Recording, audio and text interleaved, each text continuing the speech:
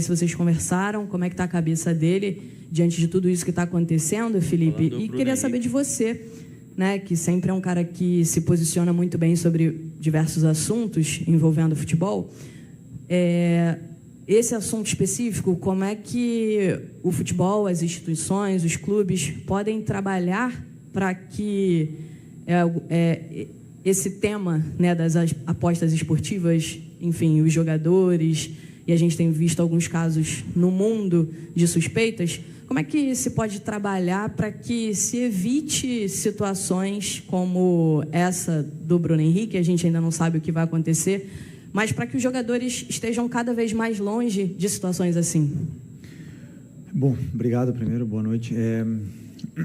O Bruno, claro, conversei com ele, ele está normal, absolutamente normal, se apresentou com todos os companheiros. E, como eu falei na outra entrevista, ano passado, a mesma coisa.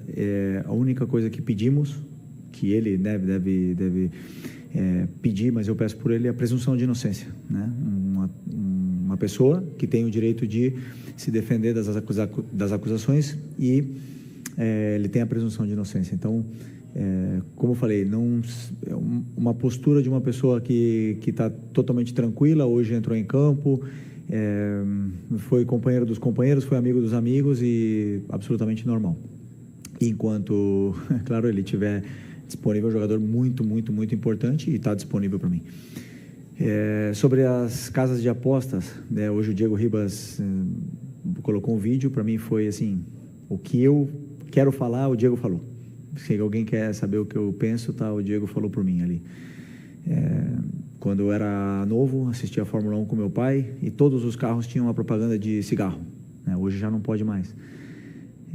Eu recebi várias ofertas para fazer propaganda de casa de apostas, não faço, porque eu sei o danino que é para as pessoas que apostam, né? O vício que é uma droga, infelizmente. E daqui a 20 anos, a gente vai estar olhando e falar assim, caramba, todos os times, todos os lugares tinham anunciado casas de apostas, né? Mas o dano que está machucando, está fazendo em tantas pessoas, a gente não tem a real noção ainda, né, do que está acontecendo. E os jogadores, eles estão cada vez mais instruídos por o próprio clube. O Flamengo deu uma palestra sobre esse assunto, sobre o que os jogadores podem e não podem. Os próprios, na Espanha, por exemplo, desde que eu estava lá em 2015, 2016, falavam todos os anos, né, sobre o que a gente tinha, nossa conduta, e o Flamengo fez isso esse ano. Então, os jogadores estão cada vez mais instruídos para não serem nunca abordados. Okay. E boa noite, Felipe. Léo José, do Coluna do Fla. Ainda também no extracampo. Hoje a gente viu o Flamengo jogar jogo em casa, no Maracanã, só que para 30 mil, 32 mil torcedores no Maracanã. E você, como torcedor histórico, já sabe, torcedor e também jogador multicampeão, sabe a diferença de que é jogar no Maracanã lotado, 55, 60 mil torcedores, e um Maracanã com público reduzido.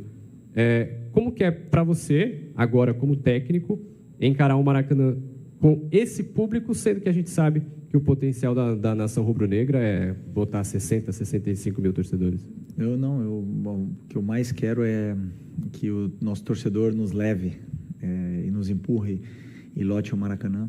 É um assunto que não é meu, é da diretoria, claro, né? Não tenho nada a ver com isso. Claro que eu e todos os jogadores trabalhamos sempre pelo torcedor, é o que nos move, né? E por jogar futebol, primeiro, que é o nosso amor, mas o que mais nos motiva é fazer um gol e o estádio todo vibrar e cantar teu nome. Claro que é isso que mais queremos, mas a única coisa que eu peço é que a torcida nos apoie, que eles sabem bem como o Maraca sabe fazer festa. Você fala que eu sou um eterno torcedor, né, de toda a vida, mas eu nunca pude participar no Maracanã antigo, né? Nunca pisei nesse Maracanã antigo. Queria muito ter vivido isso como torcedor do Flamengo e que o torcedor, ele nos acompanhe. Precisamos muito do nosso torcedor aqui no estádio para poder performar, porque os jogadores se motivam muito mais quando a festa é linda da torcida. Felipe, boa noite. Laje da Alfovo, da Flamengo TV. Só um segundo. A partir de agora, a gente vai começar a entrevista coletiva do jogo que acabou de encerrar, que, aliás, é a proposta aqui. Sobre questões institucionais, vocês procurem a Mariúcha, ela marca com a direção jurídica e ele vai atender vocês, esclarecer as questões. A partir de agora, a gente fala aqui sobre jogo, tá bom? Vamos lá. E Felipe, Laje da Alfovo aqui da Flamengo TV, sobre aspectos positivos, né? Hoje foram tantos, seu plano inicial de jogo, gols de bola parada, o Danilo fazendo gol indo muito bem, cruzamento certeiro do Wesley, você até deu um abraço nele ali, bem legal, o Pedro, mais um golaço do Arrascaeta. Queria que você comentasse como técnico, quão orgulhoso você sai dessa partida, uma goleada histórica, e o quanto isso vai impactar na confiança dos jogadores para esses próximos jogos. Bom, eu estou muito feliz pela vitória, pelo resultado, pela eficácia, né, que fala, né? Que vocês cobram tanto aqui em todas as coletivas. Eu sempre digo que tem vezes que a bola vai entrar de um jeito que ninguém espera e tem dias que a bola não vai entrar. Isso é futebol, mas os jogadores têm esse poder ofensivo. Mas eu não me iludo com o resultado, eu não me iludo com nada disso. Eu sempre, quando eu analiso, eu tento colocar o resultado de lado, né? Independente da vitória ou da derrota.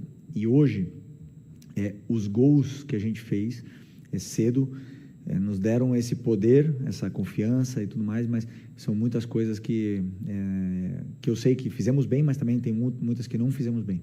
Portanto, o resultado elástico ele é maravilhoso para o torcedor, para os jogadores ganhar confiança, mas o treinador tem muitas coisas que corrigir desse jogo aqui, principalmente no primeiro tempo.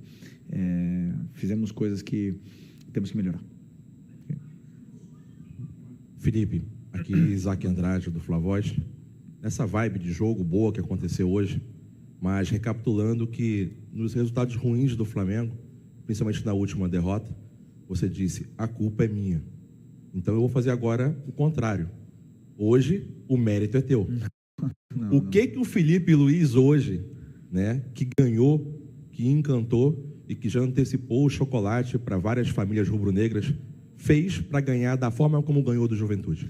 Não, sinceramente, assim, eu falei nas outras coletivas e não tenho problema em assumir meus erros, né? E hoje aconteceram coisas durante o jogo que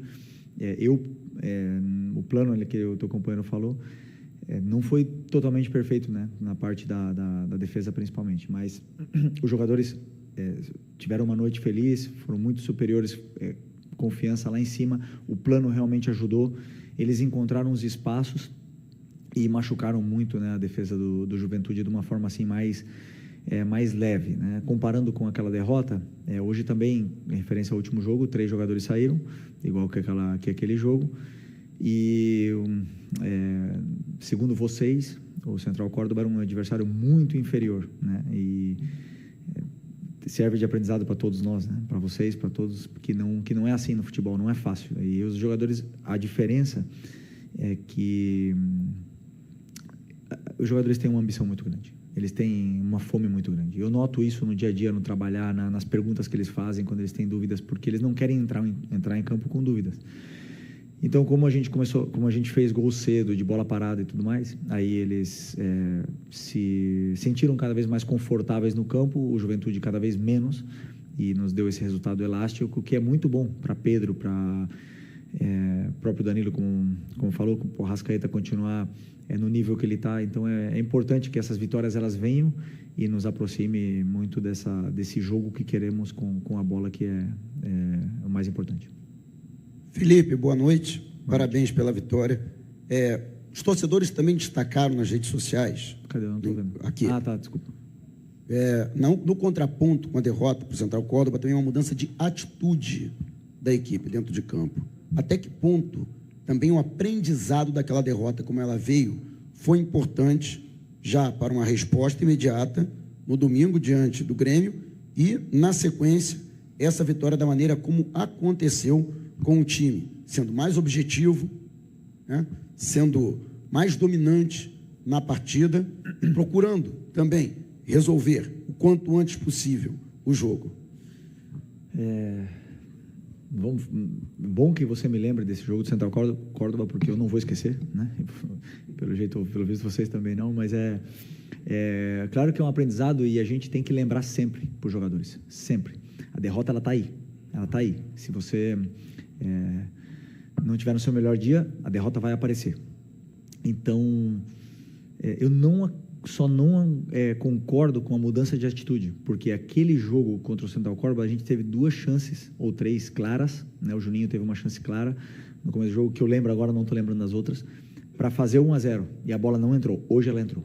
E isso dá uma confiança muito grande. A única diferença é que aquele dia, como a bola não entrou e nós tomamos o gol, o treinador cometeu um erro depois. E hoje a bola entrou e os jogadores cada vez mais confortáveis. Então, a atitude eu não concordo contigo. O resto, que foi um aprendizado, não tenha dúvida que a derrota ela machuca, mas ela ensina muito. Boa noite, Felipe Luiz, Pedro Ramos, da Sintonia Esportiva. Eu queria perguntar sobre